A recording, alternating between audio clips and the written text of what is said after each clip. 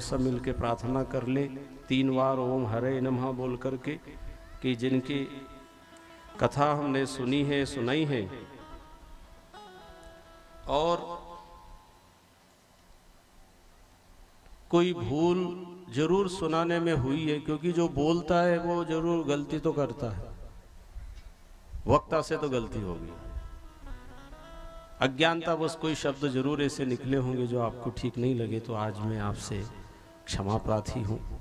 अज्ञानता से कोई बात जरूर निकली होगी, मुझे माफ़ी देवे।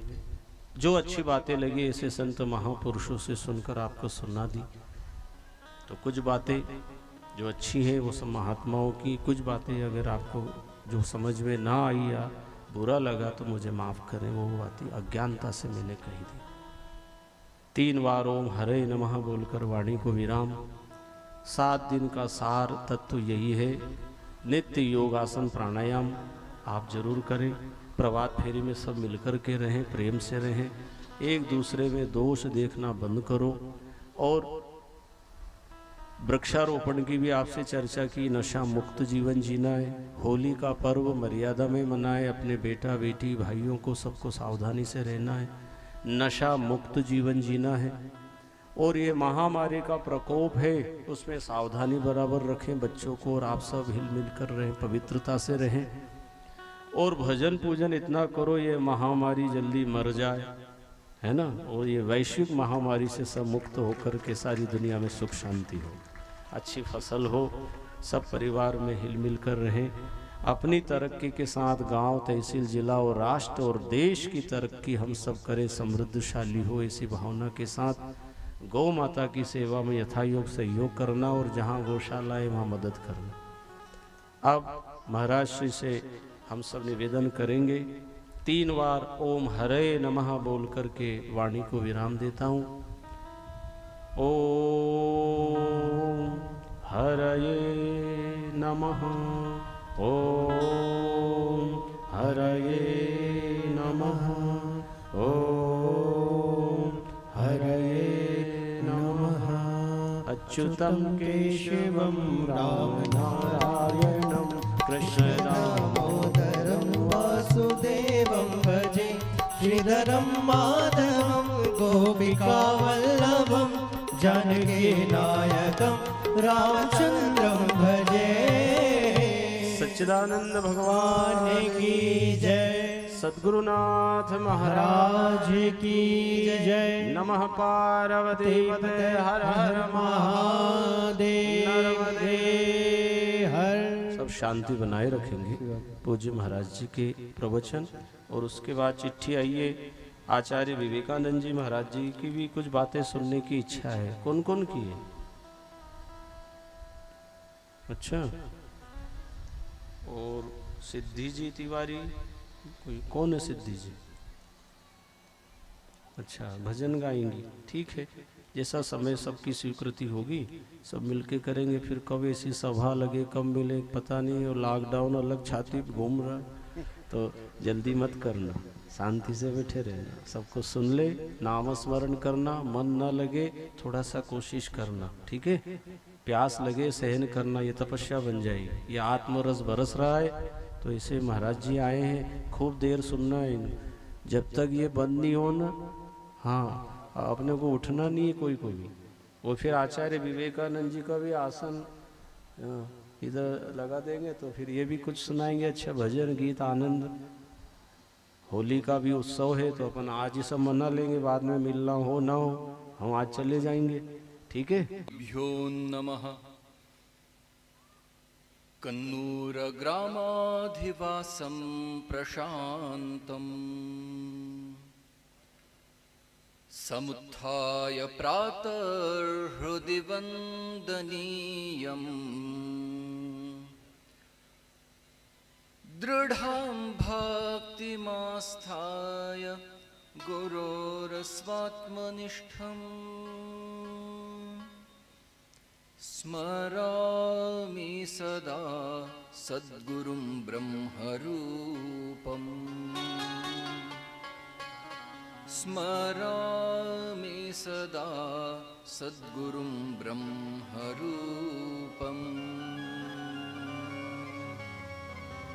गुरोर्सिद्धरामैकनिष्ठं सुशिष्यम् जनानां प्रियं दुर्जनानामपि उद्धारकम् सुप्रीतिदानेन जितं सर्वलोकम् नमामैक्यभक्त्या श्रीगणाधीशमूर्तिम् नमामैक्यभक्त्या श्रीगणाधीशमूर्तिम्।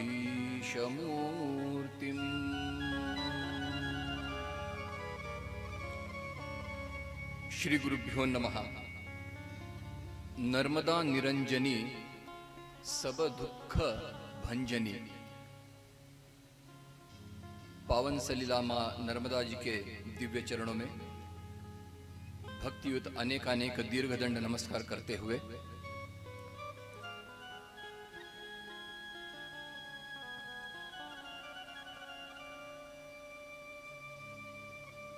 श्रेष्ठ दार्शनिक भागवत कथा यहां हो रही है।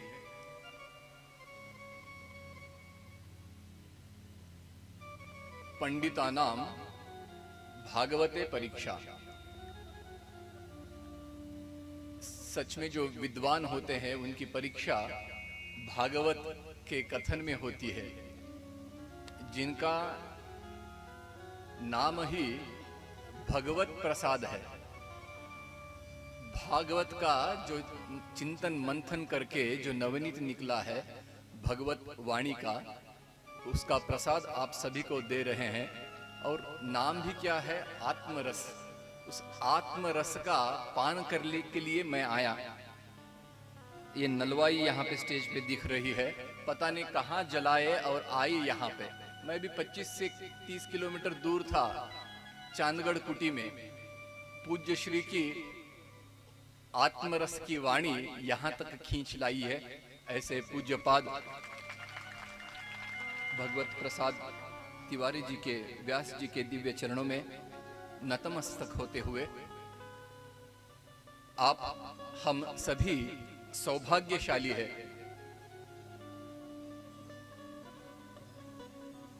आचार्य जी के श्रीमुख से हमको श्रवण करने का सौभाग्य प्राप्त है। स्वयं आचरति अन्यान्नपि आचरयति इति सह आचार्य। आचार्य आचार्य किसको बोले? जिन्होंने स्वयं उस तत्व का आचरण किया है और दूसरों को भी आचरण करने की प्रेरणा देते हैं, उनको आचार्य कहा जाता है। हमारे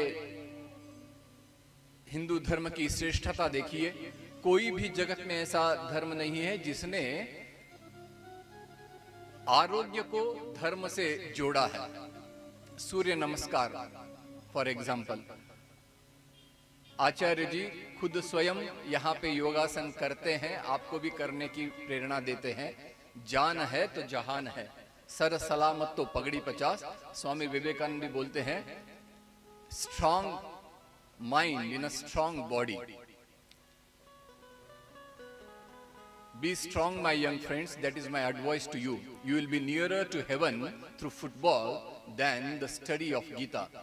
These are bold words, but I have to say them, for I love you. I know where the shoe pinches. I have gained a little knowledge. You will understand Gita better with your muscles, your biceps a little stronger. You will understand the mighty strength, mighty genius of Krishna better with a strong blood in you. You will understand Upanishads better when you feel yourself as a strong man. Nayamatma balahinena labhyah. उपनिषद वाक्य है, इसलिए हमारे अंदर अगर शरीर सौष्ठव है, अच्छा खून बह रहा है, तो हमको भगवत वाणी अच्छी तरीके से उसका हम सार ग्रहण कर सकेंगे। इसलिए खुद भी योगासन करते हैं। उस योग, युजुर योगे, इस धातु से बना हुआ है ये शब्द, उस भगवान को भी हमको जुड़ाते हैं और शरीर में रहते हुए उस भगवत तत्व से कैसे जुड़ना ये भी सिखाते हैं। इसीलिए स्वयं आचरति अन्यानपि आचरति स आचार्यः। पुनश्च उनके श्री चरणों में वंदन करते हुए उन्होंने कहा है कि कर्नाटक से बहुत दूर से आए हैं, 1,500-2 हजार किलोमीटर चल के आए हैं, तो जल्दी आपको छोड़ेंगे नहीं, फुर्सत में बैठे हैं, 3-4 घंटा सत्संग करेंगे। सुनने के लिए तैयार है ना? अबे हाँ बोलना ही पड़ेगा। एक बार ऐसे ही हुआ बहुत, और वक्ता को क्या चाहिए, कन्नड़ में एक कहावत है, यम्मिगे नीरिगे बिडबार्दु प्रवचनकारिगे माताडलिगे बिडबार्दु। मतलब हाँ हंस सकते हैं, हंसी आई तो कोई, मतलब भैंस को पानी में नहीं छोड़ना चाहिए और वक्ता को बोलने के लिए नहीं छोड़ना चाहिए, दोनों जल्दी से बाहर नहीं आते। ये कन्नड़ की कहावत है। एक बार ऐसे ही हुआ, बड़े पंडाल में बहुत अच्छे कार्यक्रम चल रहा था, प्रवचन के लिए 15 मिनट का समय दिया, मैं भी उत्साह से बोलने लगा। 15 मिनट हुए, आधा घंटा हुए, पीछे से एक पहलवान खड़ा हो गया और डंडा घुमाने लगा। अरे बोला भैया नहीं नहीं नहीं मैं खत्म कर रहा हूँ। नहीं नहीं आपका चलने दो महाराज जी, आपका चलने दो। अच्छा, फिर एक आधा घंटा, अब तो उसको सहा नहीं गया, स्टेज के पास ही दौड़ के आया और वहां ऐसे ऊपर ऊपर करके मिला, बोला मेरा ये तो आखिरी प्रवचन होगा। नहीं सच में सद्गुरुनाथ महाराज की जय मैं बैठता हूँ। फिर उन्होंने उठाए, भगवान तुम्हारा चलने दो, तुम्हारा चलने दो। हाथ में तो डंडा घुमा रहा है और बोलता है तुम्हारा चलने दो। मेरा बोला तब कपाड़ा मोक्ष हो जाएगा, यही आखिरी। नहीं नहीं तुम्हारा चलने दो। फिर एक 15 मिनट, अब तो उसको रहा नहीं गया, स्टेज पे आके धन धन करने लगा। मैं बोला दिल की धड़कन तेज हो गई, बैठने फिर हाथ में पकड़ के बेटा तुम्हारा चलने दो। मैंने बोला भैया तुम्हारा चलने दो बोल रहे हो और हाथ में डंडा, ये क्या है? नहीं नहीं तुम्हारा चलने दो, तुम्हें जिसने आके मंच पर खड़ा किया है मैं उसको ढूंढ रहा हूं। ये बारी पूज्य आचार्य श्री पर न आए, मैं मेरा वक्त जल्दी ही समाप्त करूंगा। दुर्लभम त्रयमे वैतत् दैवानुग्रह हेतुकम मनुष्यत्वम मुमुक्षुत्वम महापुरुष संश्रयः।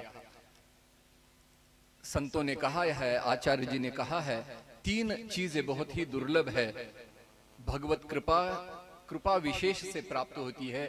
मनुष्य जन्म, मुमुक्षुता, मैं कौन हूं, ये जगत क्या है, भगवान भगवान ईश्वर बोलते हैं, उसका सच में स्वरूप क्या है, वो जानने की इच्छा, जिज्ञासा। और तीसरा है महापुरुषों का संगत मिलना। हमको जीवन में सब कुछ मिल सकता है, सुख भोग भाग्य पैसा संपत्ति अधिकार कीर्ति, लेकिन सत्पुरुषों का संगत मिलना ये सच में विशेष बात है।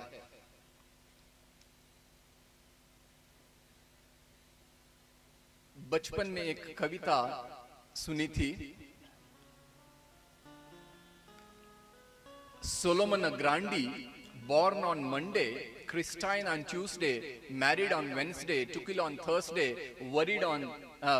married on Wednesday, took ill on Thursday, worsened on Friday, died on Saturday, buried on Sunday.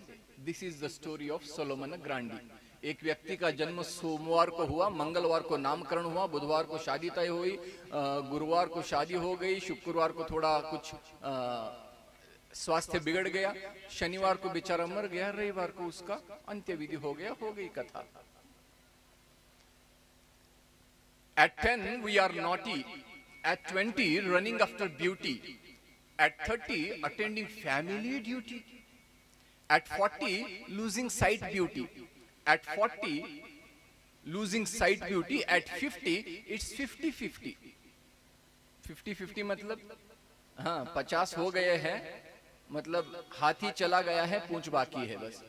At 50 it's 50-50, at 60 no activity, at 70 no certainty, at 80 बैठे बैठे किटी किटी किटी किटी। हाँ 80 हो जाने के बाद क्या है, ऐसा क्यों किया, यो क्यों नहीं ऐसा, 1 2 3 4 शुरू हो जाते हैं, बैठे बैठे किटी, क्योंकि खुद से तो कुछ होता नहीं, सिर्फ ऑर्डर देना है बैठे बैठे बैठे बैठे kitty kitty. At 90 what a pity, at 100 got connectivity. 10 का बचपन, 20 में यौवन, 30 में बेकाबू तन, 40 में हो गए 4 नयन, 50 में बड़ी उलझन, 60 में खिचखिचन, 70 में अभी आपको ही अनुभव ज्यादा होगा, 80 में लड़खड़न, 90 में खटिया पकड़न, 100 में you have born as a man, live some mark behind, Swami Vivekananda का कहते हैं। ये सब बातें हम यहाँ पे पूज्य श्री के मुखारविंद से सुने हैं। श्रवण नवविधा भक्ति में प्रथम भक्ति है, लेकिन सिर्फ श्रवण करने से लाभ नहीं होगा। श्रवणात् शतगुणम मननम, श्रवण के 100 गुण ज्यादा फायदा है मनन में। श्रवणात् शतगुणम मननम, मननात् सहस्त्र गुणम निदिध्यासनम। जो हमने श्रवण किया है, गाय जैसे जुगाली बोलते हैं ना, रवंथ करती है, तो उसको जहां से हमने सुना है, घर जाके मार्ग में किसी के साथ बातें करते हुए वही तच्चिंतनम तत्कथनम, वही निदिध्यासन करना है। जो आत्मरस आज हमने यहाँ से 7 दिन में पाया है, उसका ही श्रवण, उसका ही मनन, उसका ही चिंतन। अन्या वाचा विमुंचथ, छांदोग्य उपनिषद कहता है कि दूसरी सब बातें भूल जाए, केवल उस एक की बात, उस एक परमात्मा, उस परमात्मा का और मेरा क्या संबंध है। मैं मनुष्य जन्म लेके आया हूं, तो मेरा कर्तव्य, आद्य कर्तव्य क्या है। एक बार अकबर ने अपने आस्थान में सवाल पूछा अपने दरबारियों से कि यहां बैठे सभी दरबारियों के मन में क्या है, कौन बता सकता है। अब भैया कैसे बताएं, हजारों लोग बैठे हैं, इनके मन में ये है, इनके मन में लगा है कब बाबा जल्दी छोड़ेंगे, आगे का कार्यक्रम क्या, सबके मन में अलग अलग चल रहा है। सबने मुंडी नीचे कर दी। अरे बोला मैं तो इनाम दूंगा। अकबर ने कहा अच्छा सब भी, लेकिन कोई गलत जवाब देगा तो हाँ शिक्षा मिलेगी।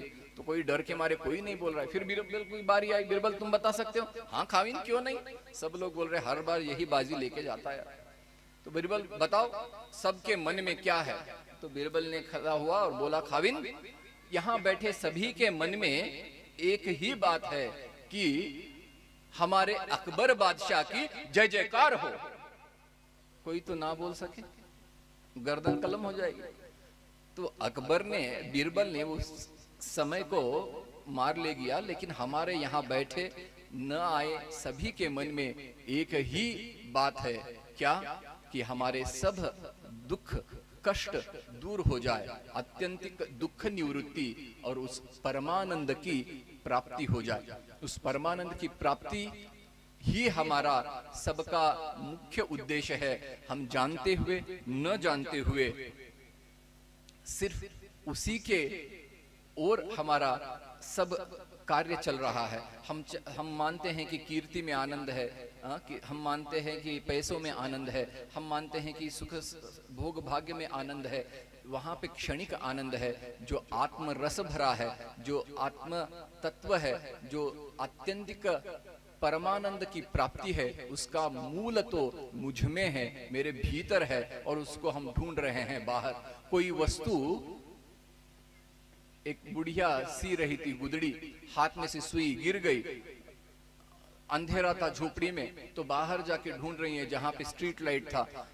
सब सहेलियां आके ढूंढ रही है, मिली ही नहीं। आधा घंटा हुआ, 1 घंटा हुआ, अरे सब 8-10 लोग मिलके ढूंढ रहे हैं, जैसा आपका महिला मंडल है, सब लोग आके ढूंढ रहे हैं, फिर भी मिली ही नहीं। एक युवक ने पूछा कि क्या ढूंढ रहे हो? बुढ़िया की सुई गिर गई है। अच्छा मैं भी ढूंढूं, ढूंढा मिला नहीं। फिर पूछा बुढ़िया को, कहाँ गिरी थी तुम्हारी सुई? ढूंढ रहे मिल नहीं रही है।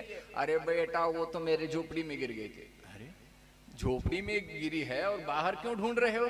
अरे पगले उतना मालूम नहीं क्या? अरे अंधेरे में कोई चीज ढूंढी जाती है, यहाँ देखो लाइट है इसलिए ढूंढ रही हूँ। तो हमारा सुख जो आनंद है हमारे भीतर है, और हम ढूंढ रहे हैं बाहर। कितना साल, कितने दिन, कितने तपश्चर्या करने से बाहर ढूंढने से वो मिलेगा। इसीलिए गुरु कर्णधार है। क्यों संतों की, सद्गुरु की इतनी महिमा गाई गई है?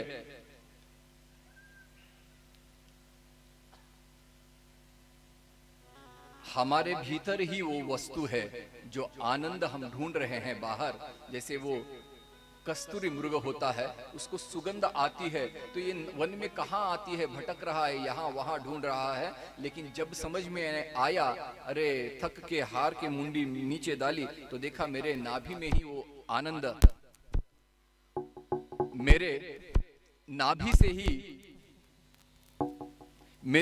से ही वो सुगंध आ रही है। वैसे ये रस जो है मेरे भीतर से ही आ रहा है और उसको प्रकट करने की जरूरत है। जैसे दूध में ही मक्खन है, लेकिन उस मक्खन को पहले दही जमाना पड़ता है, फिर बाद में उसका दोहन करना पड़ता है, फिर बाद में वो नोनी मक्खन आता है। वैसे उस प्रक्रिया में झूलना पड़ता है और उसको एक संत ही, सद्गुरु ही दिखा सकते हैं। और सद्गुरु को, संत को कैसे पहचाने?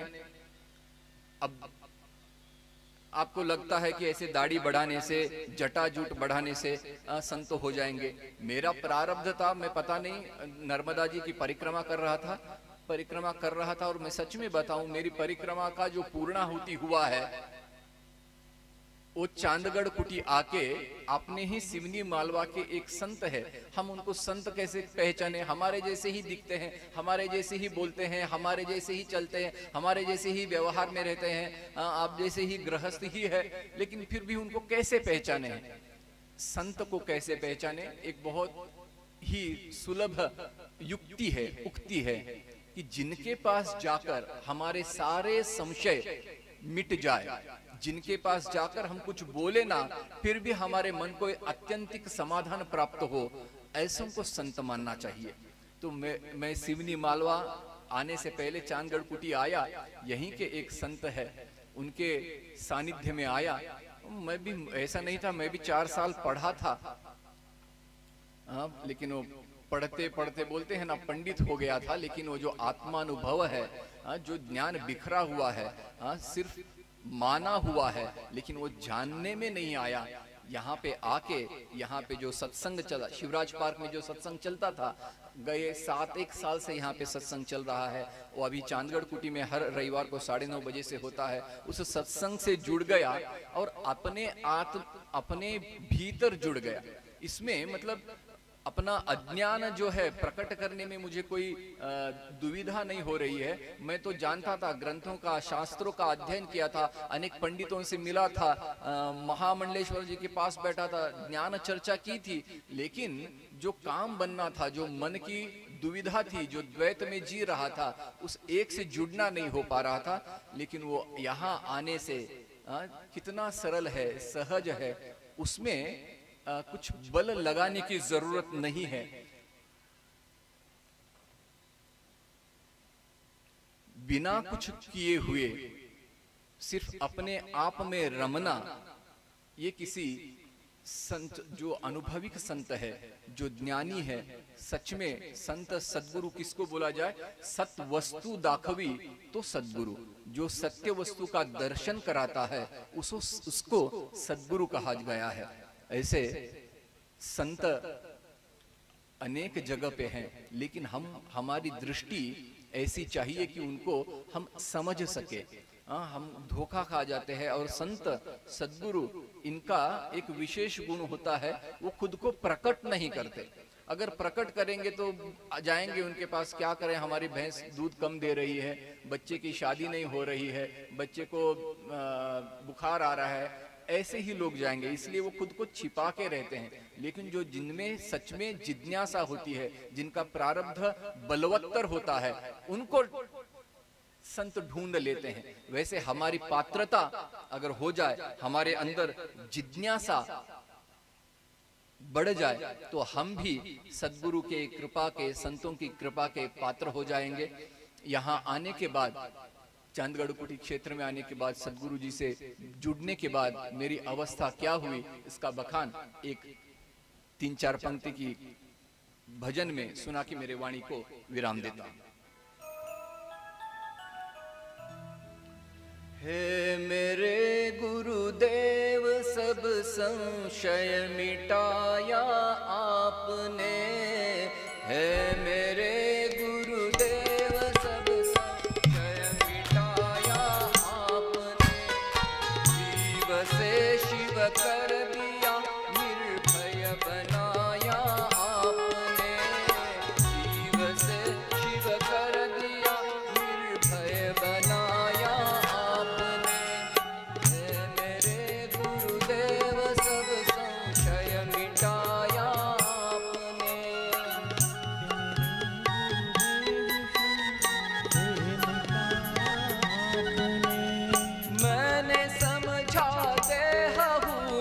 जन्म मृत्यु है मेरी, मैंने समझा देह हूँ मैं, जन्म मृत्यु है मेरी।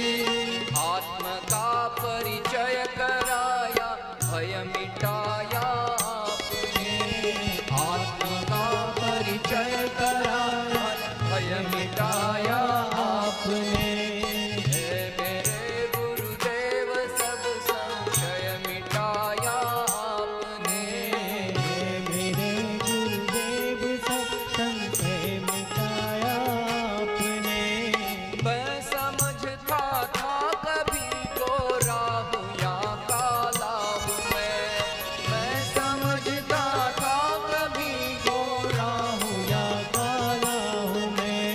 सच्चिदानंद रूप तू मुझको बताया आपने, सच्चिदानंद रूप तू मुझको बताया आपने।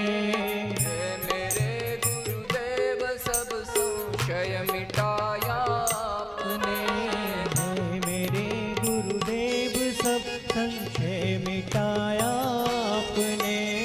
जीव से शिव कर दिया, निर्भय बनाया आपने, जीव से शिव कर दिया, निर्भय बनाया आपने।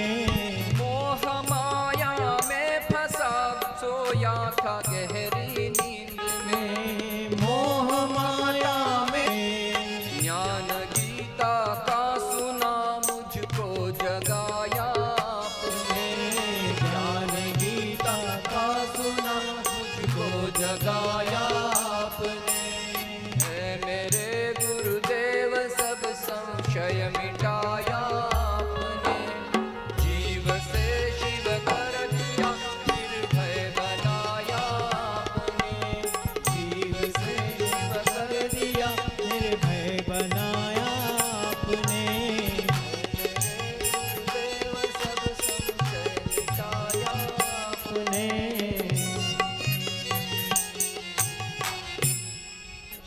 मोह ममता में फंसा सोया था गहरी नींद में, ज्ञान गीता का सुनाकर मुझको जगाया आपने।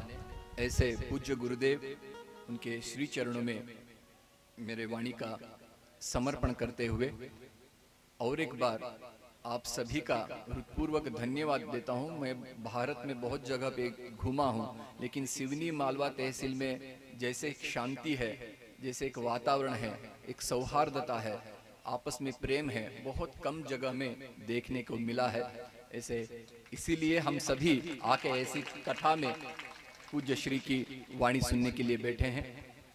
मुझे पूज्य श्री की अमृतवाणी का अमृत रस पाने का यहाँ पे उसका अनुभव सुनने के लिए मिला। मैं खुद को और एक बार धन्य समझते हुए मेरी वाणी को विराम देता हूँ। पूज्य श्री के दिव्य चरणों में पुनश्च नतमस्तक होता हूँ। लो नर्मदा मैया की जय, बांके बिहारी लाल की जय।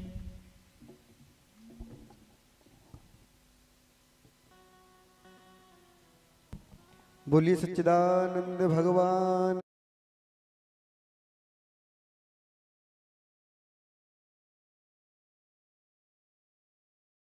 कृष्णलाल की जय। गुरुर्ब्रह्मा गुरुर्विष्णु गुरुर्देवो महेश्वर, गुरुर्साक्षात् परब्रह्म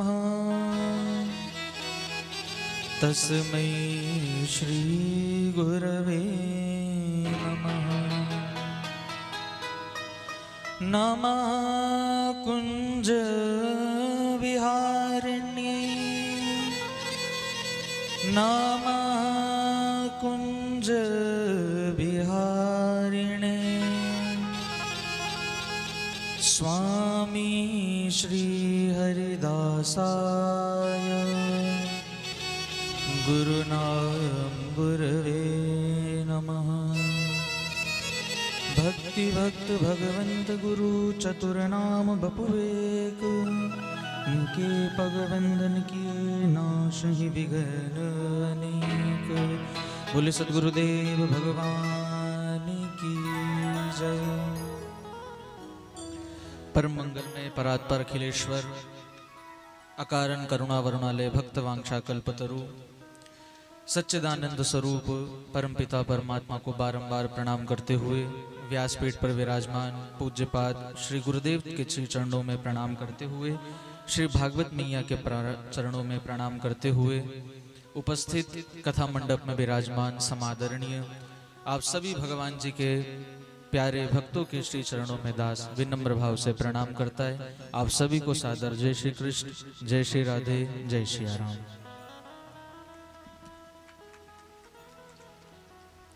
ललित ललाम पोल्य प्लावित श्रीमद् भागवत महापुराण के इस दिव्य अमृतमय धारा को हम सभी विगत 7 दिनों से श्रवण कर रहे हैं, उसमें गोता लगा रहे।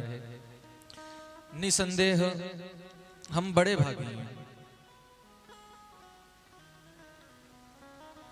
और इस बात की पुष्टि आज हो भी गई कि हमारा जो ये आयोजन था ये निश्चित रूप से बांके बिहारी के चरणों तक पहुंच गया है।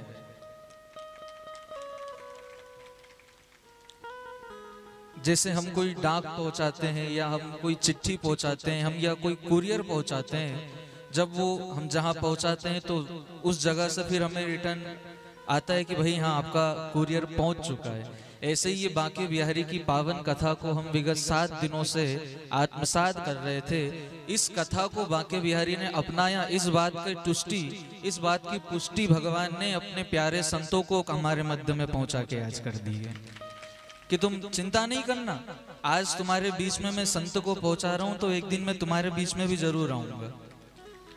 इसलिए मैं कभी कभी कहा भी करता हूँ, जैसे फागुन आता है रंगों का त्योहार लेकर, अभी होली आएगी ना, जैसे फाल्गुन आता है रंगों का त्योहार लेकर, जैसे श्रावण आता है रिमझिम बौछार लेकर, ऐसे ही भैया संत महापुरुष आते हैं साक्षात बांके बिहारी का प्यार लेकर।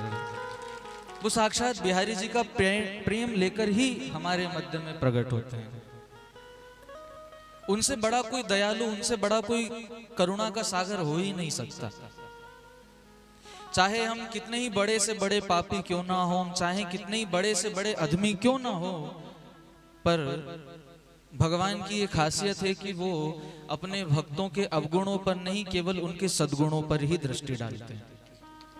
वो केवल अपने भक्तों के गुणों को ही देखते हैं। ये भगवान का एक स्वभाव है। अगर भगवान हमारे अवगुणों पर विचार करने लग जाएं, तो भैया हम तो 1-20 लायक नहीं कि उनके पास पहुंच सके। पर भगवान ने अनेकों ऐसे जीवों का उद्धार किया है जो पाप कर्म में निमग्न रहने के बाद भी भगवत प्राप्ति कर चुके। एक रामायण का बड़ा सुंदर प्रसंग मुझे स्मरण आया। भगवान की दयालुता देखो जरा। जब प्रभु श्री राम अपनी संपूर्ण लीला को विश्राम करके साकेत धाम जा रहे थे, तो भगवान ने सभी अयोध्या वासियों के लिए विमान बुलवाए। सभी लोग उस विमान में बैठ कर जा रहे थे। उस विमान में एक व्यक्ति था जो नहीं जा पाया। वो व्यक्ति था वो धोबी, जिसने मां जानकी की निंदा करी थी और जिसके कारण मां जानकी को अयोध्या छोड़कर जाना पड़ा था। तो वो जैसे ही विमान में बैठता तो विमान उड़ता नहीं। अब विमान से पूछते भाई तू उड़ता क्यों नहीं है? तो विमान कहता है पहले इसको नीचे उतारो फिर मैं उड़ूंगा। क्यों? क्योंकि लक्ष्मी आचार्य है, भक्ति मार्ग की आचार्य है माता जानकी, और इसने हमारी भक्ति का अपमान किया, माँ जानकी का अपमान किया, इसे मैं लेकर साकेत जाऊं? ऐसा हो ही नहीं सकता। पहले विमान ने उसे उतारा, बेचारा भागा भागा दूसरे विमान में गया। दूसरे विमान में चढ़ा तो दूसरा विमान भी नहीं उड़ा। तीसरे विमान में गया, वो भी नहीं उड़ा। सब विमानों ने मना कर दिया। अब बेचारे उसने सोचा कि अब तो मैं जा ही नहीं पाऊंगा, तो बेचारा दूर कोने में जाकर बैठ गया और फूट फूट कर रोने लगा। भगवान राम के लिए सुंदर बड़ा विमान आया, जिसमें राजा राम सरकार बैठे, माँ जानकी बैठी, लक्ष्मण जी बैठे, भरत जी बैठे और सब लोग बैठ गए। अब दूर खड़े हनुमान जी पर राम जी की नजर पड़ी। हनुमान से पूछा राम जी ने, हनुमान कोई रह तो नहीं गया? हनुमान जी पास आकर देखने लगे, प्रभु वो एक व्यक्ति रह गया, बाकी सब तो चले गए साकेत। तो राम जी ने बुलाया, भाई तू क्यों नहीं बैठा विमान में? तो उस व्यक्ति ने कहा, प्रभु बैठा तो था पर विमान उड़ा ही नहीं, मैं बैठा था, मैं भी क्या करता, मुझे कोई लेकर ही जाने वाला नहीं। तो राम जी ने कहा कि एक काम करो, तुम छुपके से मेरे सिंहासन के पीछे बैठ जाओ, मैं तुम्हें लेके चलूंगा। तो वो व्यक्ति छुपके से राम जी के सिंहासन के पीछे बैठ गया। अब जैसे जैसे सब विमान आगे जा रहे हैं, सबसे पीछे राम जी का विमान था। सब विमान जैसे ही जाने लगे तो साकेत के द्वार खुल गए, देवता लोग दुंदुबियां बजाने लगे, खूब पुष्प की वर्षाएं होने लगी, जय जयकार होने लगी। क्यों? क्योंकि देवता लोग भी सोच रहे हैं कोई साधारण व्यक्ति नहीं है, इन्होंने राम जी की लीला में सहयोग किया, ये साधारण नहीं है, इसलिए इनका स्वागत करो। वो सब मिलके राम जी के जितने भी अयोध्यावासी थे सबका स्वागत करने लगे, सबके लिए द्वार खुल गया। अब सबसे अंतिम में महाराज राम जी का विमान बड़ा विशाल, जैसे ही साकेत में अंदर जाने लगा तो साकेत के द्वार बंद हो गए। जैसे ही बंद हुए तो राम जी ने थोड़ा सा डांटा, अरे तुमने सबके लिए द्वार खोल दी और मैं जो यहाँ रहने वाला है, जिसके लिए जिसका एक घर है, तुमने मेरे लिए द्वार बंद कर लिया। तो अंदर से आवाज आई कि प्रभु आपके लिए तो द्वार खुला है, पर आपके सिंहासन के पीछे जो बैठा है उसके लिए द्वार नहीं खुला है, आप पहले उसे नीचे उतारो फिर आपको अंदर प्रवेश मिलेगा। तो राम जी ने बोला, भाई मैं लेकर आया हूं, मेरे साथ आया, क्या तुम मेरी बात का पालन नहीं करोगे? तो व्यक्ति अंदर साकेत बोलने लगा कि नहीं प्रभु, आपकी तो हर बात का हम अनुगमन करेंगे, आपकी हर बात मान्य है, परंतु इसने श्री भक्ति की, श्री सीता जी की अवहेलना की है, इसलिए इसे साकेत में स्थान नहीं मिल सकता। तो वो बेचारा व्यक्ति सिंहासन के पीछे से निकल के आया, रोते रोते बोलने लगा, प्रभु आप क्यों खामखा विवाद बढ़ाते हो, मैं तो इस लायक ही नहीं हूँ, एक काम करो आप जाओ, मैं तो वापस जाता हूँ। तो राम जी दयालु है ना, तो राम जी को दया आ गई, चल चल रुक तू जाए मत, तेरे लिए स्वाकेत नहीं खुला, कोई बात नहीं, तेरे को मैं कैलाश शिव जी के पास पहुंचा देता हूँ। शिव जी का ध्यान किया, महादेव आए, प्रकट हुए, महादेव एक काम करो, ये मेरा भक्त है, आप इसे अपने कैलाश पर लेकर चल जाओ।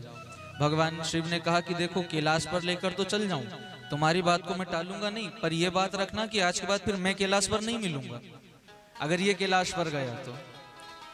क्या करें भैया, बड़ी विडंबना। ब्रह्मा जी को बुलाया, ब्रह्मा जी तुम ब्रह्मलोक में इसे रख लो कुछ दिन।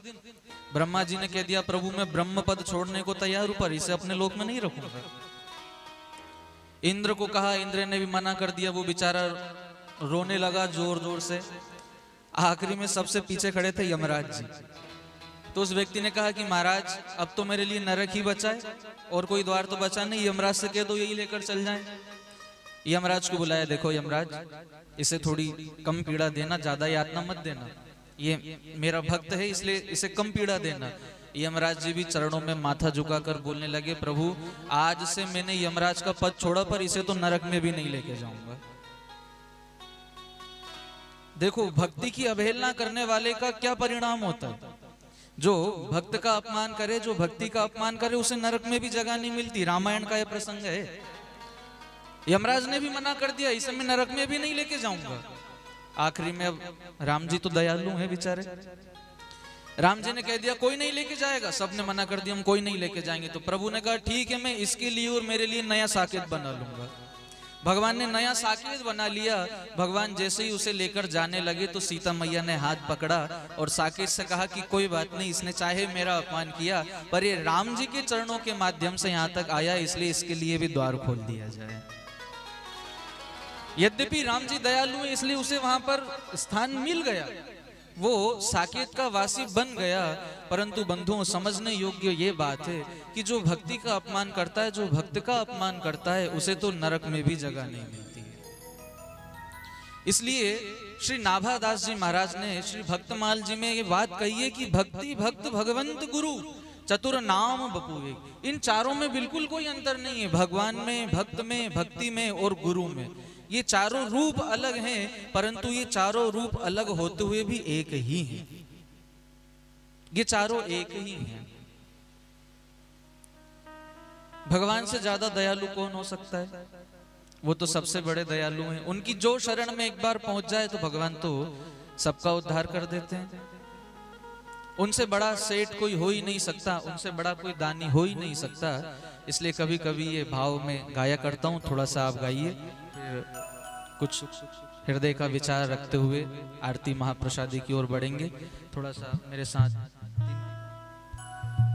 थोड़ा सा गाइए मेरे साथ मिलकर, पुकारिए थोड़ा सावरिया सेठ को भी कि सांवरियो है सेठ मारी राधा जी से ठानी है, सांवरियो है सेठ, सांवरियो है सेठ मारी राधा जी से ठानी है, ये तो सारी दुनिया जानी है। सांवरियो है सेठ, सांवरियो है सेठ मारी राधा जी से ठानी है, सांवरियो है सेठ, सांवरियो है सेठ मारी राधा जी से ठानी है, सांवरियो है सेठ, सांवरियो है सेठ मारी राधा जी से ठानी है, ये सारी दुनिया जानी है। सांवरियो है सेठ, सांवरियो है सेठ मारी राधा जी से ठानी है, सांवरियो ऐसा नहीं, थोड़ा भाव से ताली की सेवा करते हुए हरि बोल।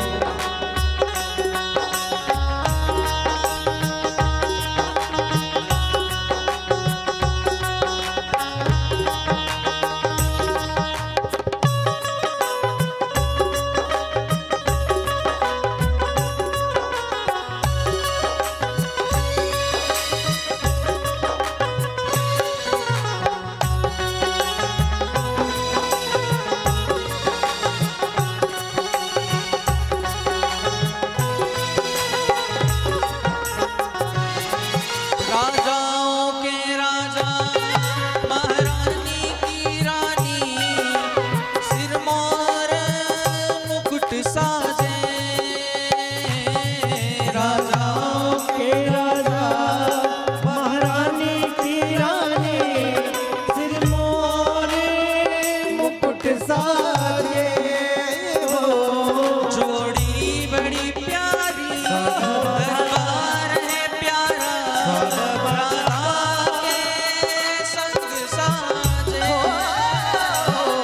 जोड़ी बड़ी प्यारी दरबार है प्यारा, राधा के संग साजे हो। सोने पल में से, सोने पल में से, सोने पल में से ठानी है, सोने पल में से, सोने पल में से, सोने पल में से ठानी है, ये सारी दुनिया जाने हो।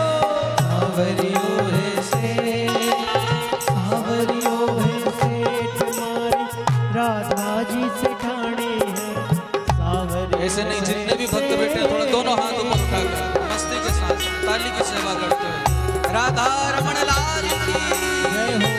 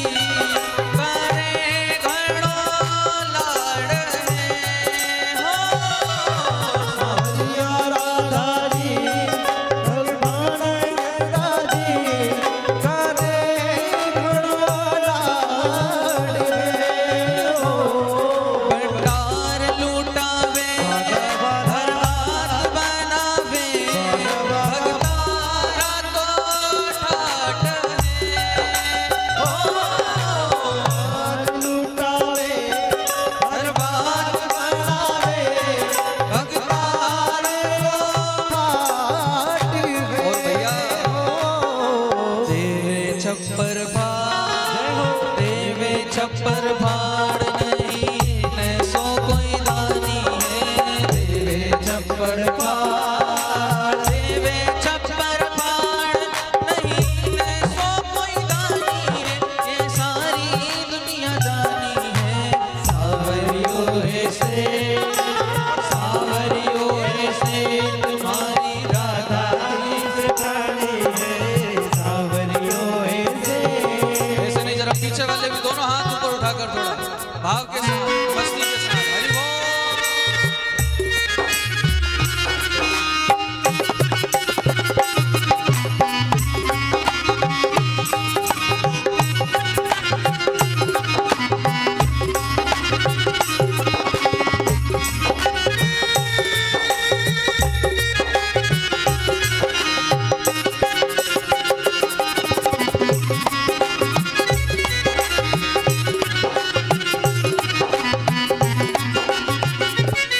सुख दुख में सावरिया, सुख दुख में राधा जी, सदा मेरे साथ रहे हो।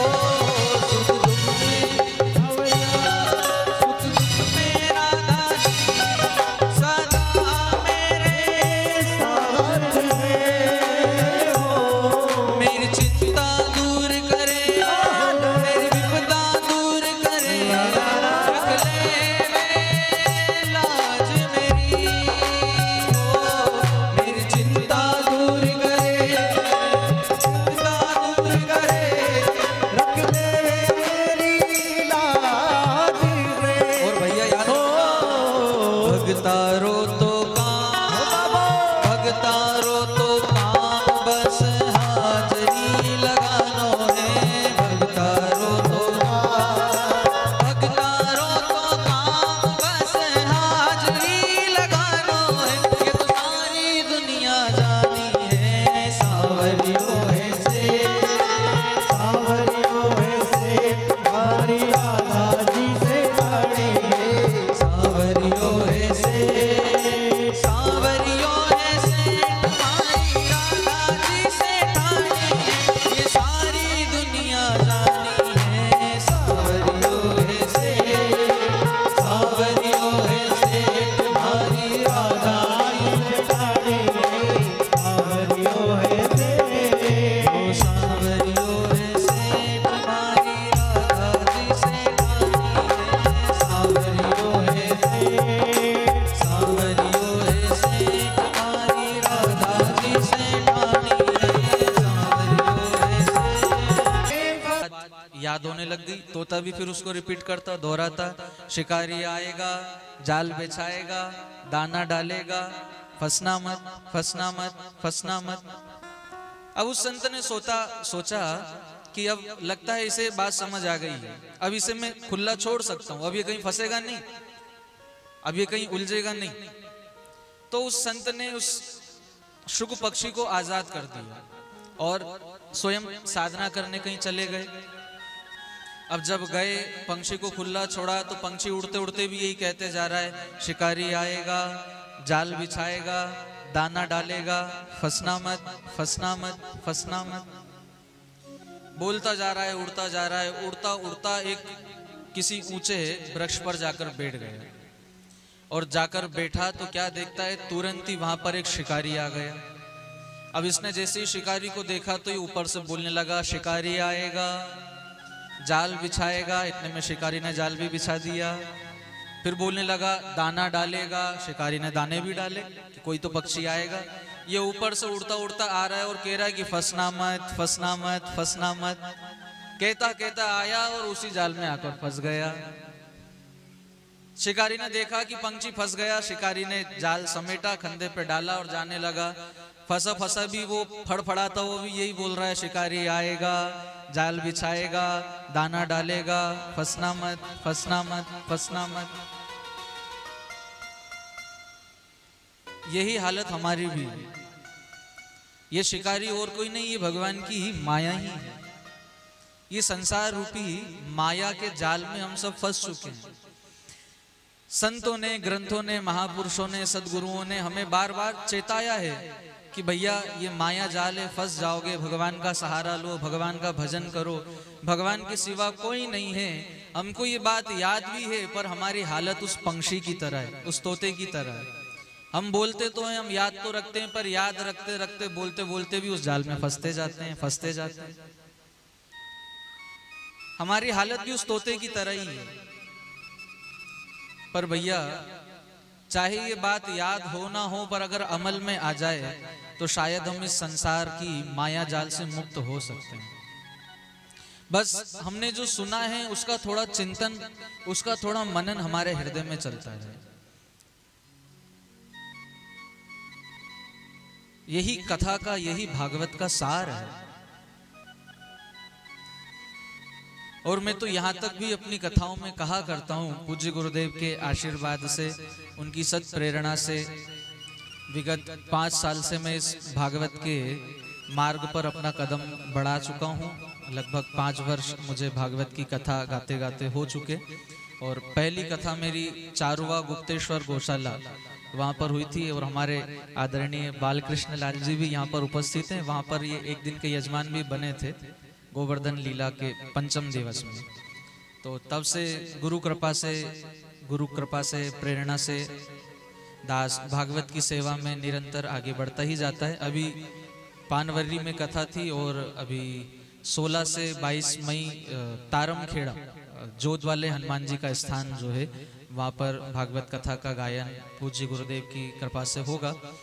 और निरंतर कथाएं तो चलती रहती हैं। शिवनी में भी 2 बार मेरी कथा हो चुकी। राधा वल्लभ मंदिर जो यहाँ पर विराजमान है, राधा वल्लभ लाल सरकार के चरणों में, राधा रानी के चरणों में 2 बार मैंने वाणी पवित्र करने का प्रयास किया था।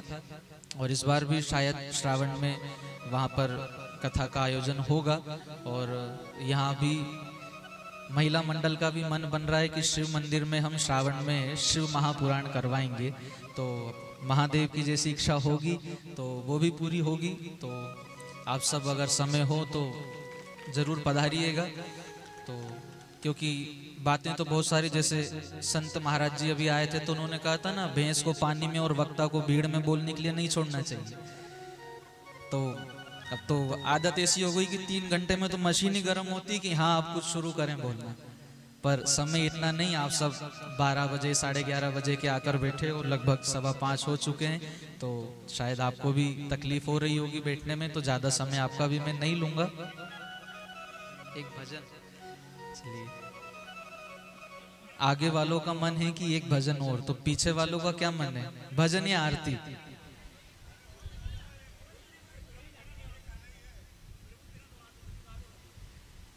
तो आइए थोड़ा सा 1-2 भजन मैं आपको श्रवण करवाऊं, थोड़ा सा मस्ती से झूमते हुए। पर गाऊंगा, पर एक शर्त पे गाऊंगा। बताऊं, मैं अकेला नहीं गाऊंगा, आप सब गाओगे। कौन कौन गाएगा हाथ ऊपर उठा के बताओ। आप सब गाओगे तो ही मैं गाऊंगा, नहीं तो बंद कर दूंगा बीच में।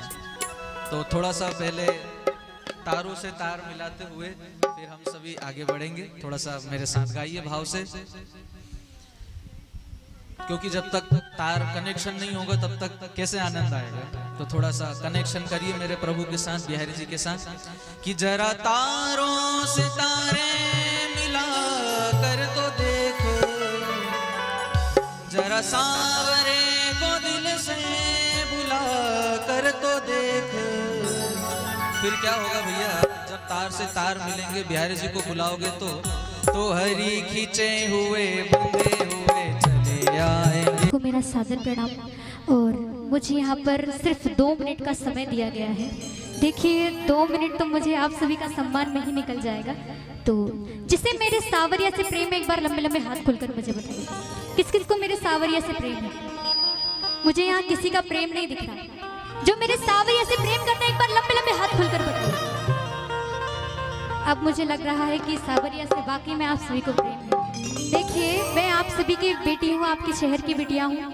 मैं सिवनी मालवा में तो मैंने बहुत कम कीर्तन किए हैं, मैं बाहर करती हूँ। तो आज मेरा सौभाग्य है कि मैं स्वामी जी के सामने आप सभी के बीच में कीर्तन लेकर आई हूँ।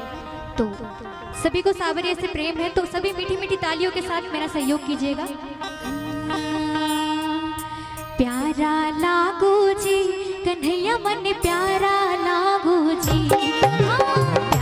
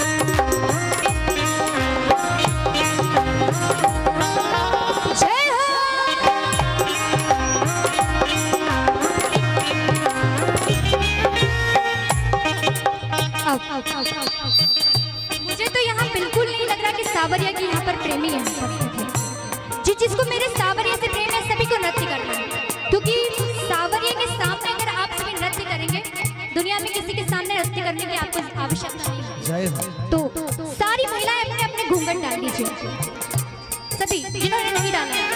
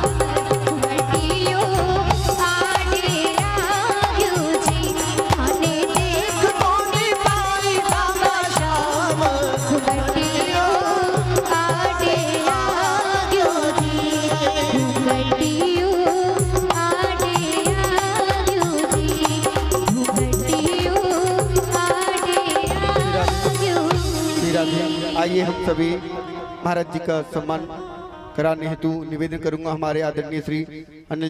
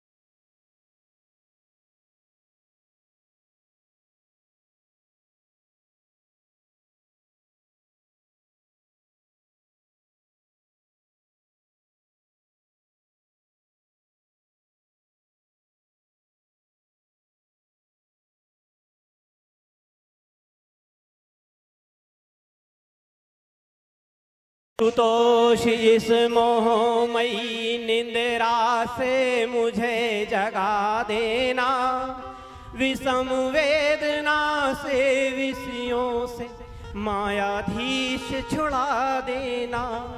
रूप सुधा की एक बूंद से जीवन मुराद के है आरते, पापियों को पाप से है तारते। श्री भागवत पुराण के है आरते, पापियों को पाप से है तारते। श्री भागवत पुराण के है आरते, पापियों को पाप से है